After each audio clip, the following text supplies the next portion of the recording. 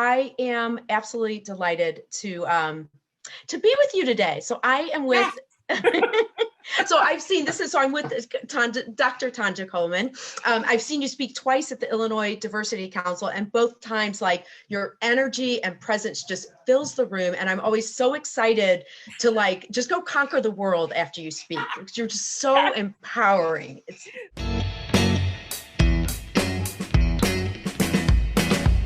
Thank you so much. I was really looking forward to this conversation because just the platform and the community you've set up around this is a little different, right? It's really allowing individuals to know people that they see in the business world on a much more personal level. So I was so excited for this evening. Yes. I even wore color. Most people know I wear black, but I love it. And it's bright and striking. Yes. So it's great. And we are going to cover, that's what's so interesting. So we are going to cover kind of the corporate and the personal, because nowadays it's hard to even differentiate those. Right. Although, I mean, you probably know that you spent almost 2 decades working with Fortune 100 companies as their, Started out at 5. Okay, that's exactly. I was going to say 3, but okay. That's so funny. But doing HR and organizational development. Yes. So incredible experience leaving big organizations. And now, of course, you're president of your own company, Reimagine Organizational Development. I do want to emphasize, because it is Dr. Coleman, Dr. Tanjia, because of you have a PhD in organizational development. Right. And now you're teaching the class at Loyola University in Chicago on creating ethical workplaces. Exactly. So really just a wide variety from academia, not-for-profit, business. And one thing I have to say, just as a show host, I always want to make my guests feel as comfortable as possible. And we agreed ahead of time, we're talking about, let's get uncomfortable. So, yes. just a smidgen. Yes. Yes, just idea and career. Yeah. But sometimes what uncomfortable about, though, is putting yourself out there and really making yourself visible. It really is. And you recently have built this huge following and community on LinkedIn. Like, it's over 10,000 people. So you're really putting yourself out there. How did you do that? And how is that really propelling and driving a lot of what you're doing right now?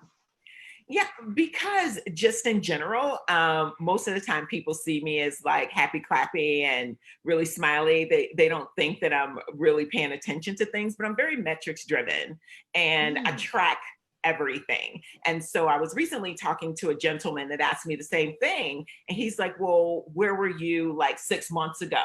And I could actually pull up in my phone exactly how many followers I had 6 months ago versus today. And it was a huge increase. And he asked the same question, like, how did you do that? And I think part of it is being intentional, right? I was very intentional about it, but also putting out content that people care about. And to your point, people want to see more than just the business corporate you. They really want to see you as a human being, you as a person, what bothers you, what causes you, what makes you not sleep at night, what's keeping you awake, what you get excited about, and really where your struggles are and how you overcame them. People love. I've heard that, like showing that people want to see your vulnerabilities. It's so hard to know where to draw the line, though, like where you're, do you know what I mean? Like where you're just oversharing, but where you're sharing to show that you're human. Absolutely. And I really try to have a healthy balance of that. So I'm not exhausting people, but they are getting to know a little bit more about me as a professional, me as the academician, and then me as the person. Well, I know when we were setting up, even doing this show today, the question was, you said, where is a place that you felt uncomfortable in your career? And then you shared a story, but where are those points where you maybe have felt uncomfortable in your own career that then has turned into something that's propelled you forward? Yeah, I'm probably a bit of an enigma in that I've always been a person that was willing to take on risk, right? I was always willing to go into the unknown, to do something that I haven't done before, and to kind of slay the dragon. So I try not to feel things are uncomfortable as much as it's a new adventure. I look at everything as an adventure, and that adventure will either work out or it will not work out. But whatever happens, you always take learnings from it, right? There's always something you can take away, you can learn, and then it'll just help you propel in your next adventure.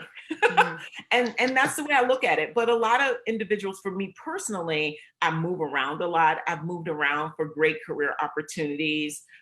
That's uncomfortable because now you're leaving everything, you know, your friends, your family, your significant other, your home, and you're building that someplace completely different and new. Oh, you've changed to different cities then, even you're saying? So I've lived in quite a few places: Florida, California, Atlanta, Seattle, and always as a single woman picking up moving by myself. So, you know, never having a crutch. I just always been able to, but also it allows me that level of latitude and flexibility too, because I know if I want to go to Australia now or wherever, I can. I don't have to ask for permission or confer with anyone else. That my life is truly my life. And I really do enjoy that level of independence about what I do in myself. And it's really allowed me to grow a lot, to learn about different people, and to explore not only the country, but explore the world, because I was a flight attendant also for 5 years with a major airline at a young age. So I was very immersed in different cultures and different experiences and different geographies very early in life.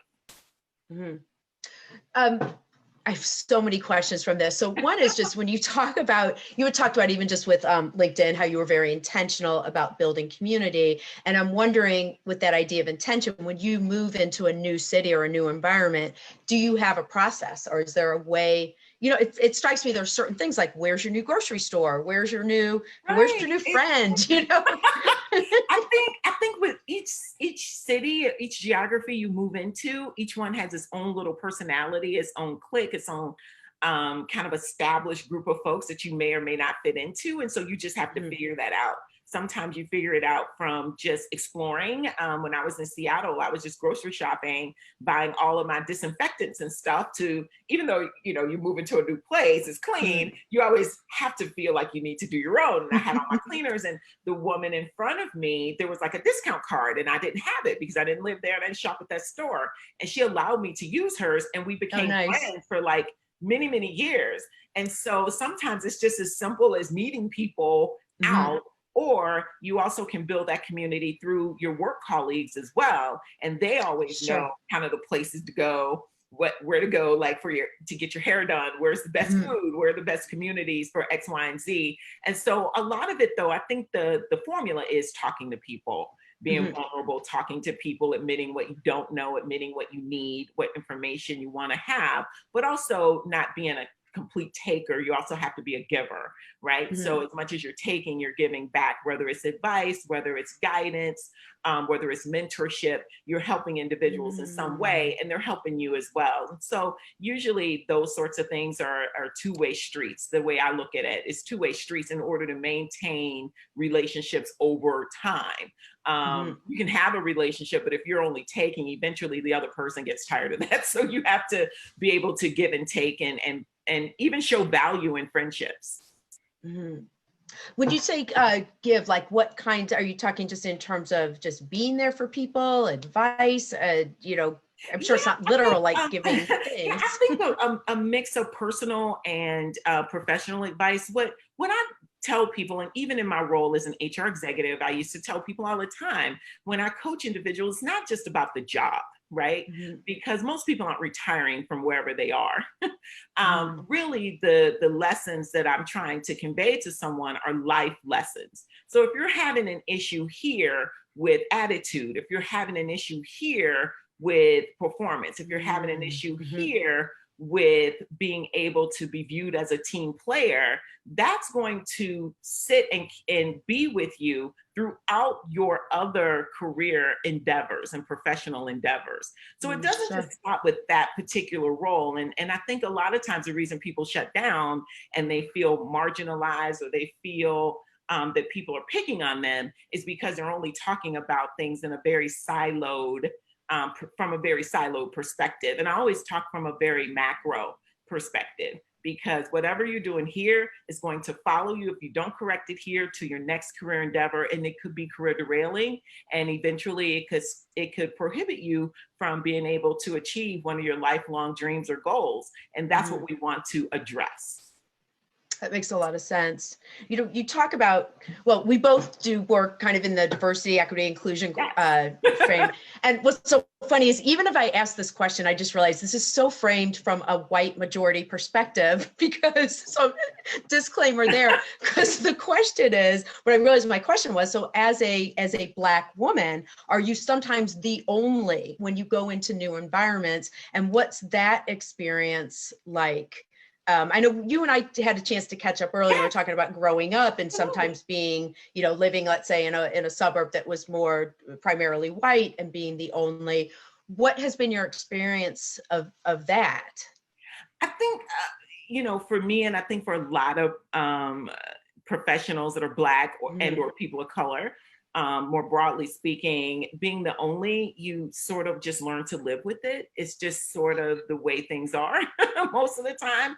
And even if you're not the only, you can't assume that just because someone else looks like you, that they share the same values, the same goals, the same morals that you do, the same outlook on life. And so sometimes people make those mistakes as well. No ethnicity is a monolith. So, so they assume someone is like them when they actually are not. Which they could be totally different. And then you also have some systemic beliefs and psychologies also that can prohibit you from truly aligning. And so you have to get to know people. And I'm always of the auspice of getting to know people regardless. And so being the only has never been an issue for me personally. I do know it weighs heavily on some individuals who, you know, it gets tired after a while, but it's just been so ingrained in who I was as a child, being the only, you know, African-American girl in my class, well, period, in my class, to graduating high school. And there were less than 10 people of color out of a class of 550. To, you know, kind of going in corporate America where, you know, out of a 30,000 employee company, I was the only African-American female in a senior executive level position. And when I left, I was the last and only one. And I have not been replaced. So you grow accustomed to that and how to navigate in those arenas. And I think the drive that people are seeing right now and the uptick in entrepreneurial ventures, particularly amongst women of color, is that you're getting tired of that. You know, you're getting tired of being the only, but not only being the only, you're exhausted of your ideas being borrowed and taken and presented, and you're not getting the accolades for them, and you're not getting the career lift that you should be from those ideas because someone else is taking them and presenting them on your behalf. Which clearly has to be extremely frustrating. Exactly. It truly is. How does, you've spoken about this, either mentoring or role modeling. So are there things, I feel like that's in your sort of life's blood, your whole approach to everything is how can you mentor and bring people along? How does that help people maybe to have a stronger voice within organizations? I think having just certain understanding politically how organizations work. It's not always about what you know. Sometimes it's about how you act with what you know, and how do you get to the right people for sponsorship, for allyship. Those sorts of things can really supersede any degree that you have in any work that you do.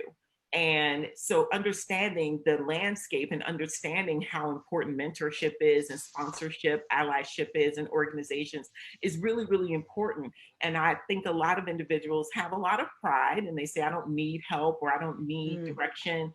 And it's not that you need it, but it's really nice to have it because it will help you propel your career. When I think back into my career, and most of the time when I received a lift or I had someone really sponsoring me, it was generally a white man because they were in the majority and they typically had the power by which to do so. And in some other instances, there were people of color. One of my best and favorite leaders, person of color, really helped me out when I was younger in my career. And it really wasn't about that she had been in business so much longer than I had. Honestly, we're about the same age, but her experiences had been different to such she could really help lead and guide me in a great direction. Mm-hmm. So it sounds like, because I've heard some people when they talk about mentorship, I don't know where I heard this. It was in the context of people of color who were trying to succeed in organizations. And I got the impression from what was being said that it was good to find someone who was a senior level, who was also a person of color, to be the mentor. But a mentor is a mentor. So you said one of your greatest mentors was a white man.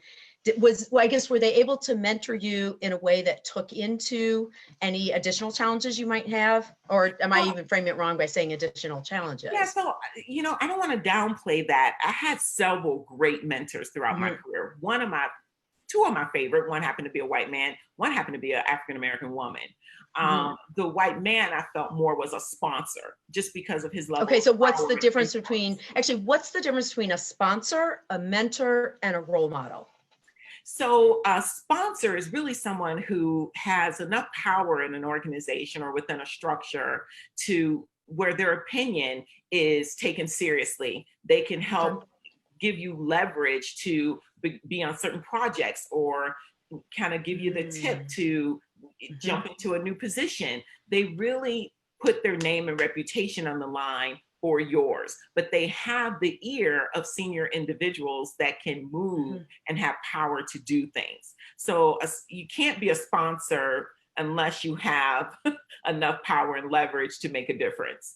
A mentor is really someone that has done some great things in their career, might not have the power or might have the power, but really can give you advice and give you guidance and coaching. A sponsor is really promoting you. A sponsor is almost like your PR person. A mentor is more like a authoritarian and a teacher. And then a role model is someone you might not know at all.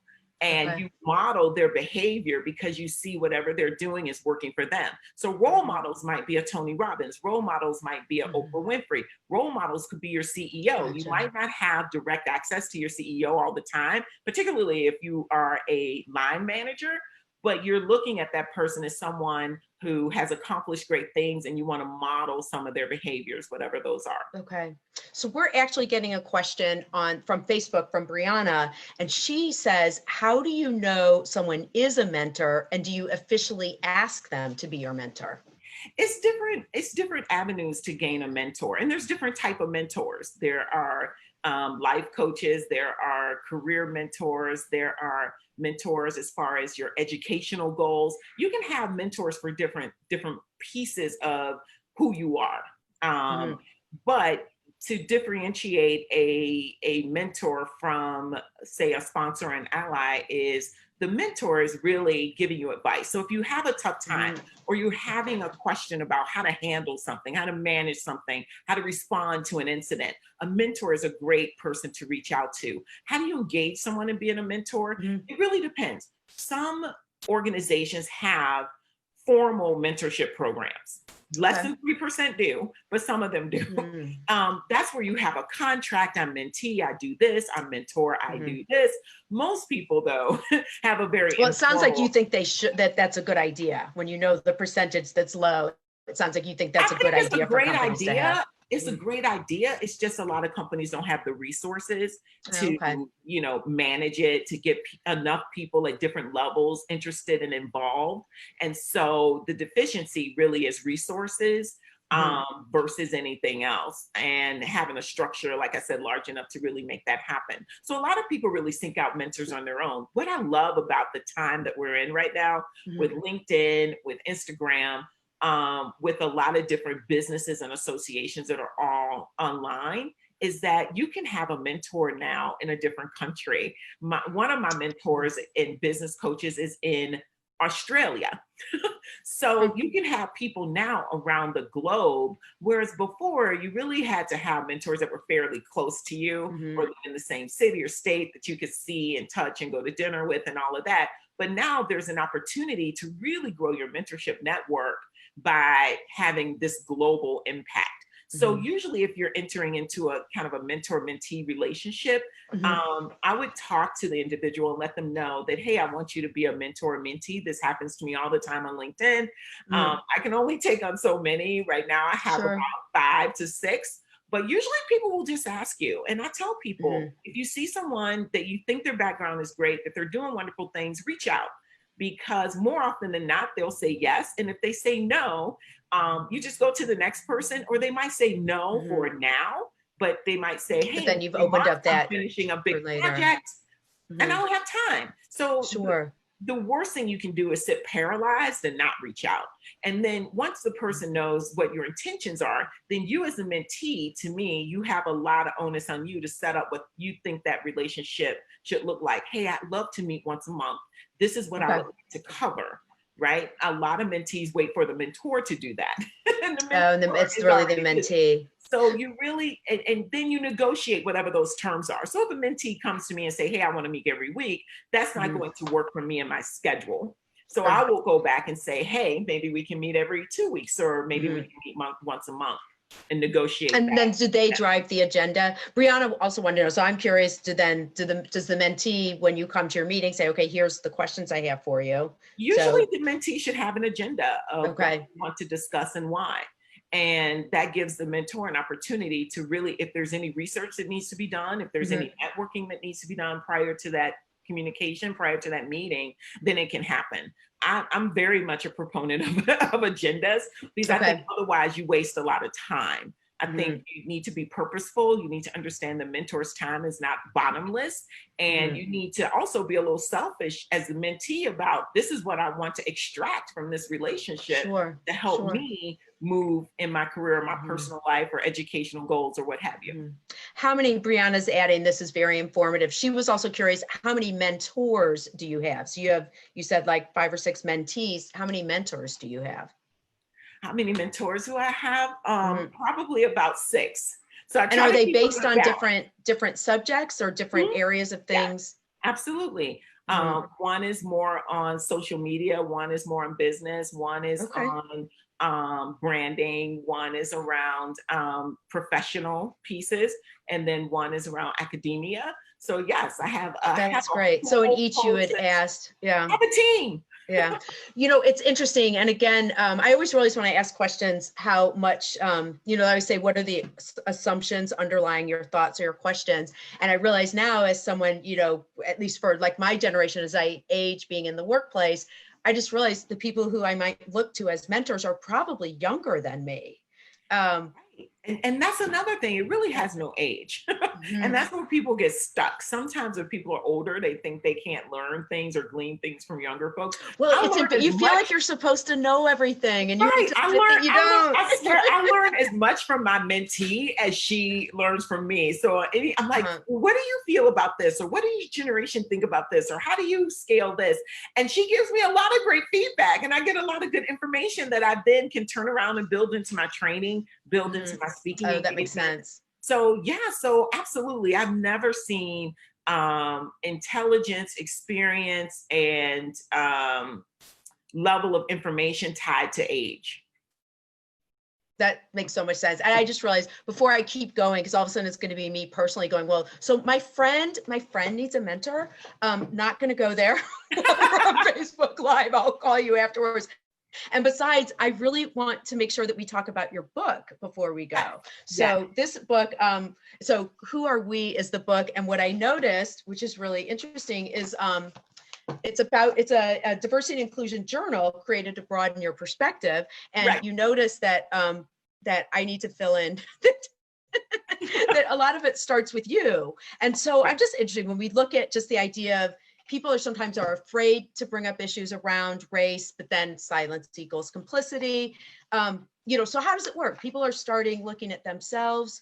How do people figure out figure out their own identity? And then how does that give them a stronger platform to then really go out and interact in the world? Yeah, so I think a really simple way to think about it is whatever your life is today, reverse it. Do the opposite. So if you have children, think if you didn't have children. If you're married, think of if you weren't married. If you live in a suburb, think if you lived in a big city. So whatever it is you have today, if you reverse that and you flip it into a different person, why would you have made those decisions? Why did you make the decisions that you made? And then try to understand other people's perspective. I think oftentimes messages get lost in translation because people aren't open to listening. People aren't empathetic to other folks' plight in life, to their journey, why they made decisions that they made, what drove them to those decisions. And then at the end of the day, I find that everyone really wants to be safe. They want to have a live in a safe area. They want to feel personal safety, psychological safety. They want the best for their family and children. And they want opportunity. They want to be able to live and thrive and work and have pride and joy, have some fun, go on some vacays. That's what everyone wants, right? So all of us have that in common, but oftentimes we forget what we have in common. And I feel in the past few years, we're becoming more and more polarized. So the gap is getting wider and wider and wider. And it's getting wider because people have zero tolerance for individuals that think differently than they do. So what happens is you get ghosted, people call you a bunch of names and they unfriend you. But that's not solving the problem. Part of the problem is trying to bring understanding to people. And really the genesis of this book for me personally was I have a really, really good friend that lives in a smaller town in Illinois and grew up with a somewhat of a different belief system, value system the same, belief system a little different, and how we are always able to talk through different scenarios and situations and allow each other that respect to do so without putting the other person down or making the other person feel less than, but really understanding the viewpoint, not always agreeing, because you're not going to change anyone's mind fundamentally sometimes, but always being respectful and trying to walk in someone else's shoes and see things from a different viewpoint. And I think that's really also helped propel my diversity career as well, is not going and pointing fingers and saying you're wrong, but really trying to understand, how did you get here? What happened? How did you what were come your to believe experiences that got you here? And then let's talk about those. And so, as much as people are different, they're the same, and really understanding why someone didn't commit to a formal education versus someone that did. How is someone's mental model different if they've been racially discriminated against versus you having privilege and never really having that type of experience? What is that like? One of the things that I really think largely drew some of the wins and successes for the LGBTQI community is that people started to realize that they had LGBTQI people in their family. And all of a sudden, it's no longer cool to be prejudiced against my nephew, right?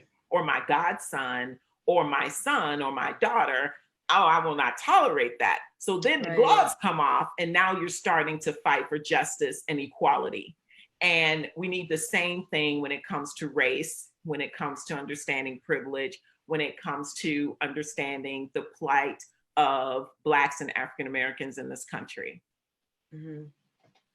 And this seems to be written much more for a personal perspective, like really people's personal journey to find. I know in corporate programs, it's about how can we be more effective and how to have respectful workplaces.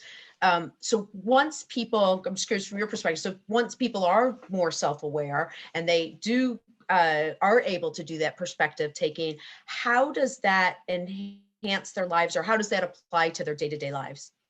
I think it makes people much less judgmental. And I think it makes them think more inclusively. And I don't think bias will ever go away or dissipate. We're just trying to make people aware of what theirs are and be able to stop themselves when they're making decisions based off bias, when they're making decisions solely based off of the fact that someone went to the same university as them, or someone looks like them, or someone grew up in the same neighborhood, just assuming that that means good or better, versus someone else who had a different background or different educational experience, not being equal. And so we have to get over those systems as well within ourselves to give everyone a blank slate. And so when you know what your biases are and you can stop yourself from engaging in them, making decisions based upon them. That's what it is. Really it's making actions or decisions, because it's our nervous system. Somebody once made it, our nervous system is like the 1950s car, you know, that you had to, or the old cars you had to crank up. It still works the same way, even though we don't need it to. It goes back to our cavemen days, our cave people day, when you needed to know, is that, you know, is it fight, flight, freeze? And our nervous system does that. We are constantly just making immediate perceptions. We organize things in our brain. Right. And most people make a judgment about you within 3 seconds, even on Zoom. They make a judgment about you within like 3 seconds of seeing you. Exactly. And that can carry, it doesn't matter what you do, you know, what kind of spectacular gymnastic acrobatics you can perform, people will still judge you on that first 3 seconds. Whatever that first impression was. So absolutely. So what is next for Dr. Tanjia Coleman? Well, a lot of things going on right now. So I'm faculty in the new Diversity, Equity, and Inclusion Leadership Institute at Loyola, which is kicking off in September of this year. Oh, fantastic. And it will be a series of 4 modules that individuals go through to become certified in diversity. So that's very, very exciting. And it is something that people need, just to have a base knowledge and deep understanding of what DEI is versus a lot of what people are putting together, that you have some structure, there is understanding, and there is education around it.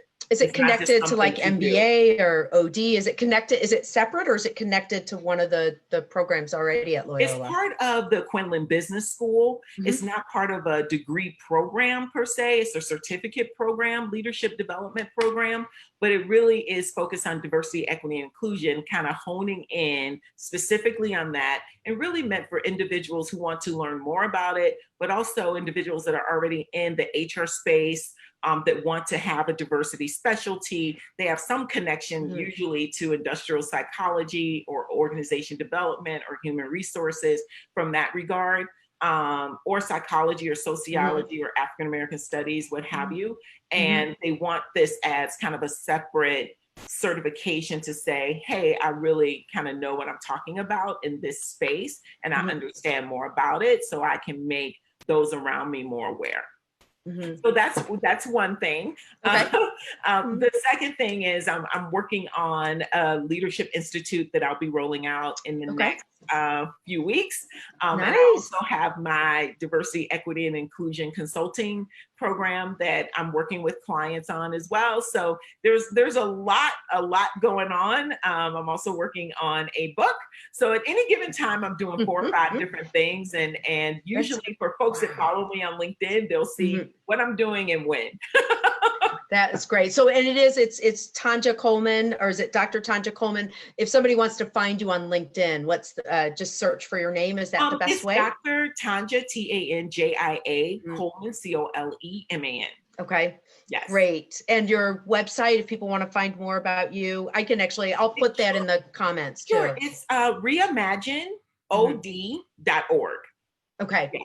And all the information is on there about me, my background, my speaker sheet, my media reel, but also the information around my Diversity, Equity, and Inclusion Professional Consulting Institute as well. Wow, great. One last question, because after I heard you speak the last time at the Illinois Diversity Council, you were up there and it was like, what is your superpower? And so now I took that slide, that's actually on my Facebook page. And it's always like, what is your superpower? Leave us, what is your superpower? My superpower is resilience. I have, and reinvention. So the 2 R's, resilience and reinvention. I have overcome a lot personally that I don't talk about publicly, but also I'm very resilient. I'm extremely resilient, and I'm always reinventing myself. I think it's really important to always be a lifelong learner, always be open to learning new ways of doing things, be open to new opportunities. I usually try to say yes much more than no. And that's really been a great catalyst for me in my life in terms of getting me different experiences in different places and not being afraid and going into uncomfortable situations. Most people that know me closely and intimately, my friends, they think I'm a little nuts. They honestly, if you canvass, they think I'm a little nuts because I do a lot of things and I never stay in the same place too long. I do like to have different experiences, you know, being an entrepreneur, starting in my 20s, having my own consulting firm then, and this being my third consulting firm has really shown I do have an entrepreneurial spirit. I think that I can certainly help individuals and help their organization and help them personally. And it gives me a lot of joy and pride in doing that. And I really do have passion for what I do. It's my life's work. I'm just so lucky and so blessed that I found a career that I can talk in as much as I do, because I love to talk and I love to tell jokes and have a little bit of levity. I think it makes life just so much more enjoyable. Well, thank you so much for sharing all of that with us with Intercultural Talks. If people have questions afterwards, this will stay up and then it'll actually be on YouTube as well. So people can feel free at any time. Yes, to put questions in the comments. This went by too fast. This went by way too quickly. Oh, I still have like 100 questions, but I'm going to be respectful of time. We're going to have you back is what we're going to do. Okay, part two. I love that. Part two, absolutely. So thank you so much. And absolutely, I'm so glad we've opened the dialogue and so much more. Thank you for having me. I enjoyed my time with you. And when I met you as well, you have such an effervescent personality and just electric personality. And I'm glad that we were able to reconnect. Yes, me too. Me too. Thank you so much, Tanjia. Have a good evening. Bye-bye. Thanks, you too. Bye-bye.